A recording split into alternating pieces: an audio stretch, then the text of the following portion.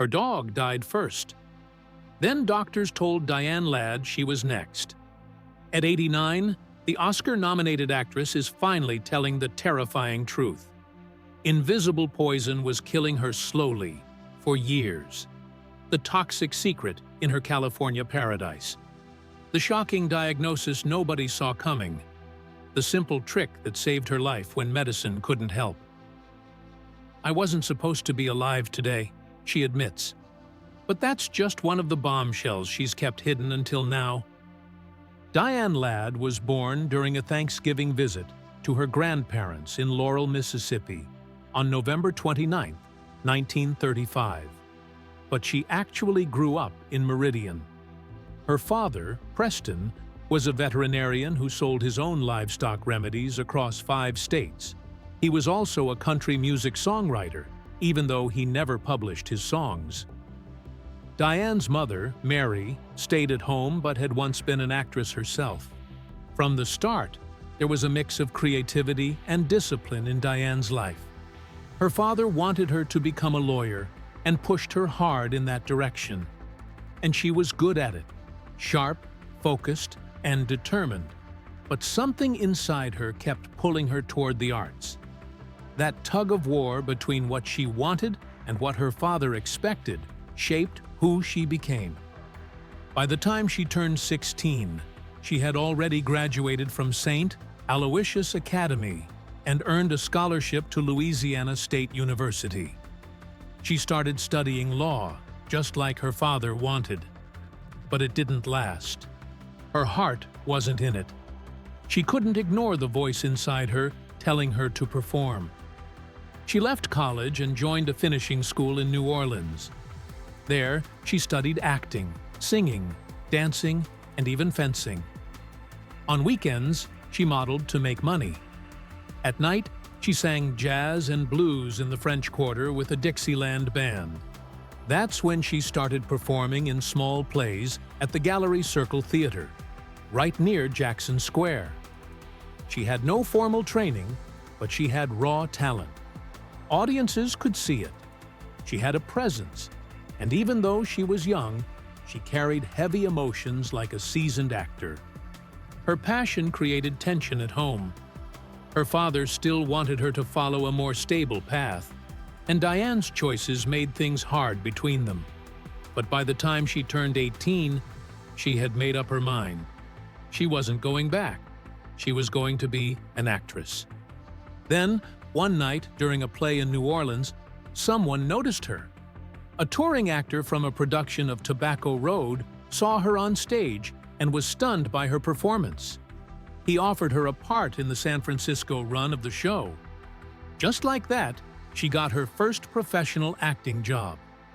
It was a turning point. Soon after, Diane moved to New York City. She enrolled at the Actors Studio, where some of the biggest names in Hollywood would train. To get by, she worked as a chorus girl at the Copacabana. She once said, "They kicked you out after 3 months." It was just how it worked. But she kept going. She auditioned constantly, took small roles in off-Broadway shows, and slowly made her way in. One of her big breaks came when she landed a role in Orpheus Descending, written by her distant cousin, Tennessee Williams. That family link, and another one to poet Sidney Lanier, hinted that creativity ran deep in her blood. Long before she got credit on movie posters, Diane was doing uncredited work in films. She took background roles in movies like Something Wild and 40 Pounds of Trouble. They didn't pay much, and no one knew her name, but those jobs gave her valuable experience. She watched how things worked on set and learned how film acting was different from theater.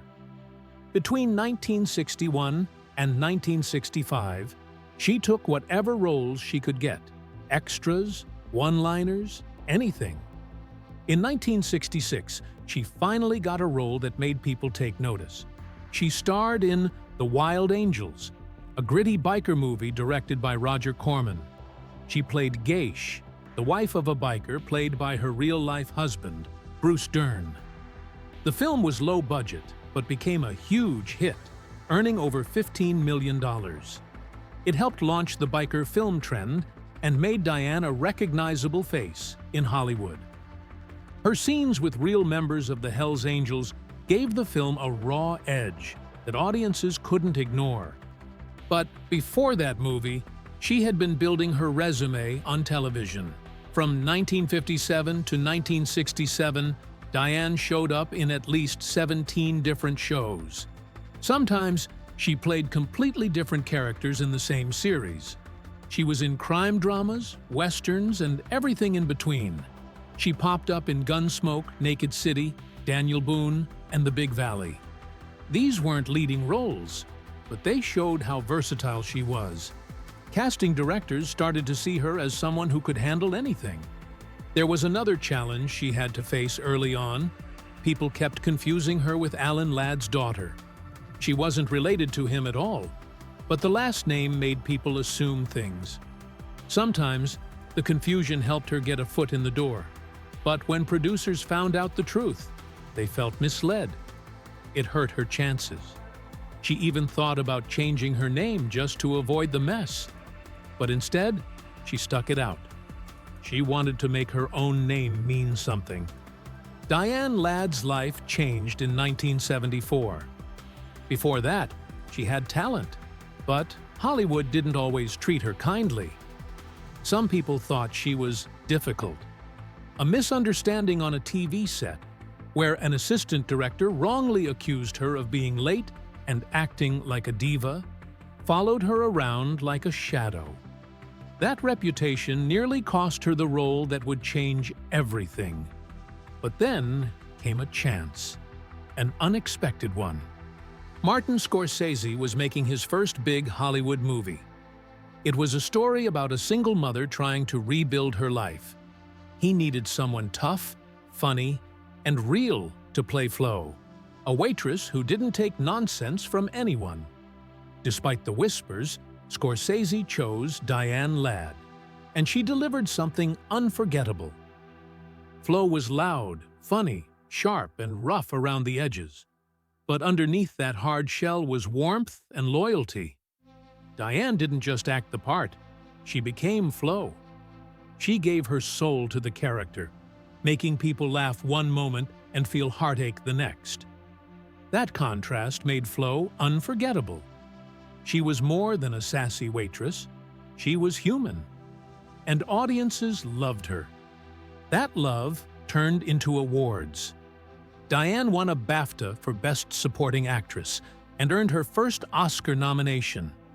It was a huge moment. The movie itself was a hit, making more than 10 times what it cost. But even in a film filled with great performances, people kept talking about Flo. Diane had fought hard to stay in the game, and now she was being celebrated as one of the best. Something else happened on that film set, too. Something quieter, but just as meaningful. Diane's young daughter, Laura Dern, had a small, uncredited role as a little girl eating ice cream. It was just a brief moment, but it marked the beginning of a powerful bond between mother and daughter, not just in life, but in film. Years later, they would act together in Rambling Rose, and both be nominated for Oscars, the first mother and daughter to ever do that. It all started here, with one short scene and a lot of heart. Diane didn't just play Flo, she created her. Every part of Flo, from the big hair and bold fashion to her famous line, "Kiss my grits," came from Diane's imagination and personal experience. She'd grown up in Mississippi, surrounded by strong, colorful women, and she poured all of that into Flo. When the movie was turned into a TV show, Diane wasn't cast in the part she made famous. Another actress played Flo, but a few years later, Diane joined the series as a new character created just for her. It was an unusual twist, replaced by someone else, only to return in a different role. But Diane made it work. She always did. And she wasn't finished. That same year, 1974, she also appeared in Chinatown, one of the greatest films ever made. Her part was small but vital. She played the woman who sets the mystery in motion. Quiet, careful, mysterious, completely different from Flo. Yet Diane was just as convincing. 1 year, 2 unforgettable performances. Comedy drama on one side, dark mystery on the other. She showed the world what range really looked like. In 1962, Diane Ladd and her husband Bruce Dern went through something no parent should ever face. Their baby girl, Diane Elizabeth, was only 18 months old when she drowned in a swimming pool. She had fallen in, hit her head, and lost consciousness. The nanny in charge wasn't watching closely enough, and by the time anyone noticed, it was too late. Diane Elizabeth died instantly. Ladd later said, "You never get over that. I don't care what anyone says. A child is not supposed to die before the parent." At the time, Ladd and Dern were both struggling actors. They didn't have the money to move out of the house where their daughter had died. So they stayed, waking up every day in the same place where the worst moment of their lives had happened. The pain hung over them like a cloud they couldn't escape. And for years, Diane Ladd didn't talk about it, not even with her second daughter, Laura. It wasn't until decades later, while working on a book with Laura called Honey, Baby, Mine, that she finally opened up. The tragedy didn't just break their hearts, it broke their marriage. Ladd later said they thought having another child might help heal the wound, but they were too hurt. In 1969, they divorced. Laura was just 2 years old. In their book, Ladd finally admitted what had been true all along. The death of Diane Elizabeth was the real reason they split up. The grief was too much. They had no money. They couldn't leave that house. It was too much to carry. Still, Ladd and Dern stayed connected. They even worked together years later in the early 90s on a film called Mrs. Monk. Somehow, even with everything that had happened, they managed to find a way to be around each other again. It didn't erase the past, but it showed how deep their shared history went. After losing Diane Elizabeth, something inside Ladd refused to give up. Her body seemed to scream for another baby. Just 8 weeks later, she was pregnant again. But the joy didn't last. This time, it was a medical emergency. The pregnancy was ectopic. It had formed in her fallopian tube. It nearly killed her. Doctors had to remove one tube entirely, and most of the other. When it was over, 5 top doctors told her she would never have another child. It wasn't just unlikely. It was impossible. Ladd was already heartbroken. Now she had to live with the thought that she'd never be a mother again. When she gave birth to Laura years later, the surgery lasted not just for the C-section, but for 4 more hours afterward. Doctors removed 16 major adhesions caused by the earlier emergency. Her body had been through hell. But Diane Ladd didn't accept what the doctors said. She refused to believe she couldn't have another baby. Instead of taking acting jobs, she spent her days at the library. She studied the human body. She read everything she could about nutrition, vitamins, and fertility. In 1962, there weren't health food stores on every corner. There weren't wellness blogs or videos. She had to dig, and she did. She started eating special foods, avocados, bee pollen, B vitamins. She read about how certain minerals could help rebuild the body. She even traveled to New York to meet with a doctor who told her mud baths could help prevent sterility. She tried massage therapy and chiropractic care, anything that might help. Most people thought she was wasting her time, but she didn't care. Years later, after 3.5 years of research and trying, she had a feeling, just a small hope. She visited one of the top gynecologists in the country, Dr. Charles Leda Gerber. When she told him she thought she might be pregnant, he gave her a sad look. "Oh, Diane, honey, he said. "You cannot be pregnant. It's impossible. Go home and cry." But Ladd looked him in the eye and said, "Dr. Ledergerber, I have cried. Now, go make your test." The test came back positive. She was pregnant with Laura Elizabeth Dern. The birth wasn't easy. It had to be a C-section. And when doctors opened her up, they were stunned by what they saw. One of the very doctors who had told her pregnancy was impossible stood in the room, watching in disbelief. "My God," he said, "it is impossible that this child got through that body and that tube. This is a miracle." Ladd always called Laura her miracle child, and she meant it. Laura was living proof that determination, belief, and grit could beat even the longest odds. That experience changed Diane Ladd forever. It made her a fierce believer in natural healing and alternative medicine, and it gave her the one thing she thought she'd lost forever: another chance to be a mother.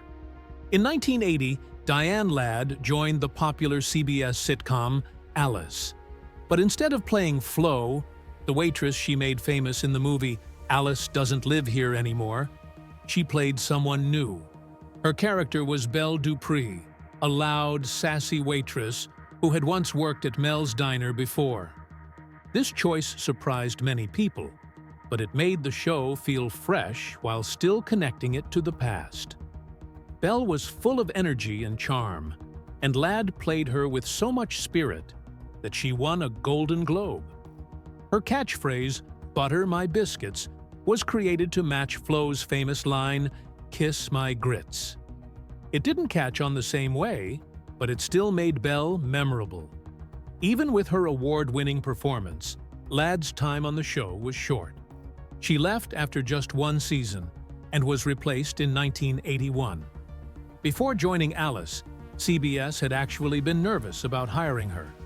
Years earlier, she had been labeled difficult while working on a TV movie, and that reputation followed her. But her work as Belle helped change minds.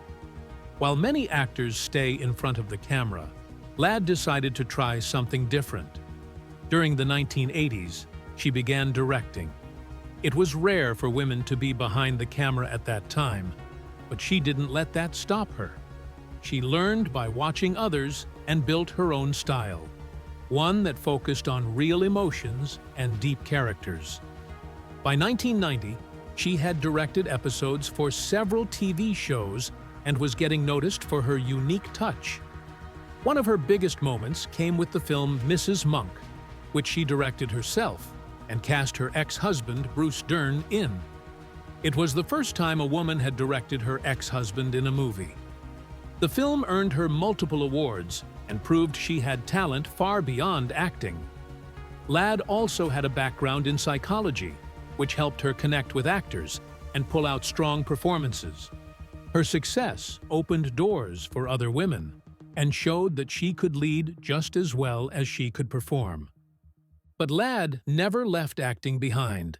In 1989, she showed off her comedy skills in National Lampoon's Christmas Vacation. She played Nora Griswold, one of the many family members crowding into Clark Griswold's house during the holidays. The movie was wild and over the top, with all kinds of family drama and slapstick moments. Ladd fit right in, adding to the chaos while also giving her character a funny, sharp edge. The film became a huge hit, making more than $70 million at the box office. Even though critics were mixed at first, over time the movie became a holiday favorite. Ladd's role might not have been big, but it was a reminder of her ability to do it all: drama, comedy, and everything in between. Just 2 years before that, Ladd had already begun shifting back towards serious film roles. In 1987, she appeared in Black Widow, a dark thriller about a woman who kills rich men after marrying them.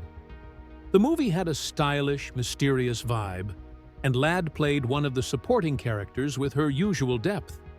It wasn't a huge blockbuster, but it was a solid hit, and helped Ladd re-establish herself in dramatic films. Critics praised the movie's mood and acting, and Ladd's performance added to the eerie, noir tone. That role helped set her up for even bigger ones in the years that followed. Then came one of the most unforgettable roles of her career. In 1990, Ladd played Marietta Fortune in David Lynch's Wild at Heart. Marietta was the mother of Lula, played by Laura Dern, Ladd's real-life daughter. But this was no warm, loving mom. Marietta was wild, angry, seductive, and dangerous. Ladd threw herself into the part, acting with total freedom. She wore wild wigs, painted her face in loud makeup, and screamed, cried, and stormed through every scene. It was over the top in the best way. Critics were stunned by her performance. Some thought it was too much, but others saw genius in her bold choices. To help her chances during awards season, Ladd even invited Academy voters to her home for dinner and a private screening. Whether or not it made the difference, she ended up earning both Oscar and Golden Globe nominations for the role. In 1991, something happened in Hollywood that had never happened before. Diane Ladd and her daughter Laura Dern were both nominated for Oscars for acting in the same movie. The film was Rambling Rose, a story set in the 1930s, and it gave both women a chance to show what they could do. Diane played a strong, thoughtful mother figure. Laura played a troubled young woman named Rose. In real life, they were mother and daughter. On screen, they played something very close to that. Their connection felt real, and the Academy took notice. Diane was up for Best Supporting Actress. Laura was nominated for Best Actress. They didn't win, but that didn't matter. What mattered was that they made history. No mother and daughter had ever been nominated together for the same film before, and very few have done it since. This wasn't the first time they had acted together. The year before, they appeared in David Lynch's Wild at Heart. But Rambling Rose was different. It was softer, deeper, and more personal. The story gave both women room to shine in their own way. And others noticed too. Diane won an Independent Spirit Award. Both women got Golden Globe nominations.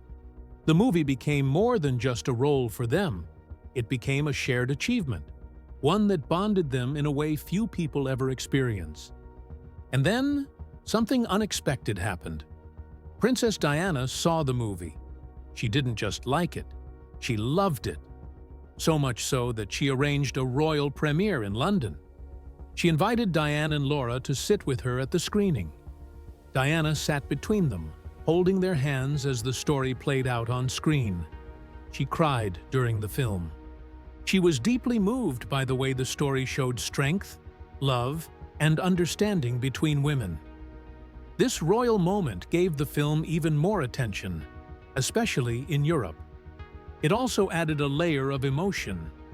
Diana would pass away just 6 years later, making the memory even more special for everyone who was there.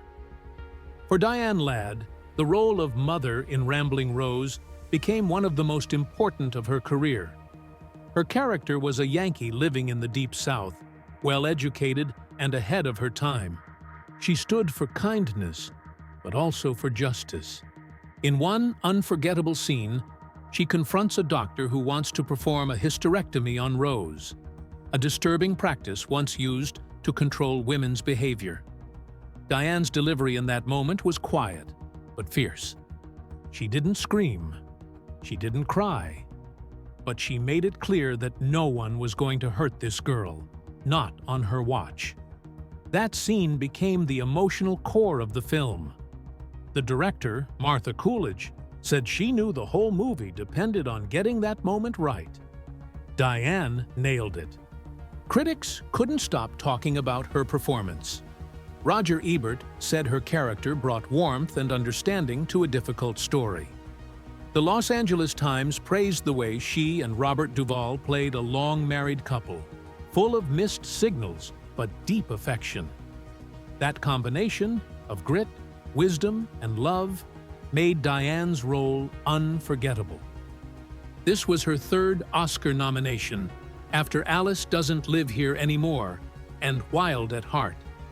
And while she didn't win, the recognition confirmed what many already believed. Diane Ladd was one of America's most powerful character actresses. In 2018, Diane Ladd was told she had only 6 months to live. She was 82 years old and had just been diagnosed with a serious lung disease. Her doctors said there was no cure, and her lungs were working at only half their normal capacity. But Diane wasn't ready to give up. Her daughter, Laura Dern, refused to accept the news too. What happened next surprised everyone. Instead of slowing down, Diane pushed forward. She acted in 2 movies, joined a TV series, and even co-wrote a book with Laura. She did all this after she was told her time was almost up. Her story became one of strength, love, and something even bigger: hope. It wasn't just about survival. It was about living with purpose, even when the odds are against you. The real reason behind Diane's illness came as a shock. She lived in Ventura County, California, a place full of farms and pretty views. But behind the beauty was a dangerous secret. Her home was surrounded by fields where farmers sprayed thousands of pounds of pesticides every year. Diane didn't know these chemicals were hurting her until something heartbreaking happened. Her dog, Ginger, had a seizure and died. The cause? Pesticide poisoning. That loss led Diane to get checked out herself. And that's when doctors found her lung disease. The very air around her had been slowly making her sick. After the diagnosis, Diane's doctor had one simple suggestion: walk every day. It sounded easy, but it wasn't. She could barely breathe. Still, Laura showed up each day and walked with her mother. They started slow, just 15 minutes at a time. It was hard. Diane often didn't want to go, but Laura kept encouraging her. As they walked, they talked about life, about death, about things they had never said out loud. Laura began recording these talks, and they became the heart of their book, Honey, Baby, Mine. The walks made Diane's lungs stronger, but they also healed something deeper between mother and daughter. Day by day, Diane felt better. The bond between them grew stronger too. Those simple walks changed everything. But Diane didn't stop there. She had always believed in the power of art. Years before her illness, she founded a group called the Art and Culture Task Force to help keep arts education alive in American schools. She believed films and storytelling helped people understand themselves better. Even while dealing with her health, she kept fighting for this cause.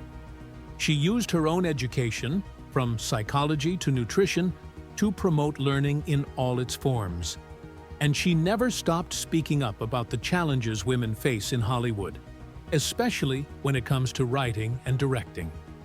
She had lived it firsthand and wanted things to change for the next generation. By 2022, Diane was 87 and still acting. In the film Gigi and Nate, she played a bold, funny grandmother who stole every scene she was in. The movie was about a young man who finds hope through a service monkey, but Diane gave it heart and spark. Even critics who didn't love the movie had to admit, she was brilliant. Viewers praised her performance and called her role unforgettable.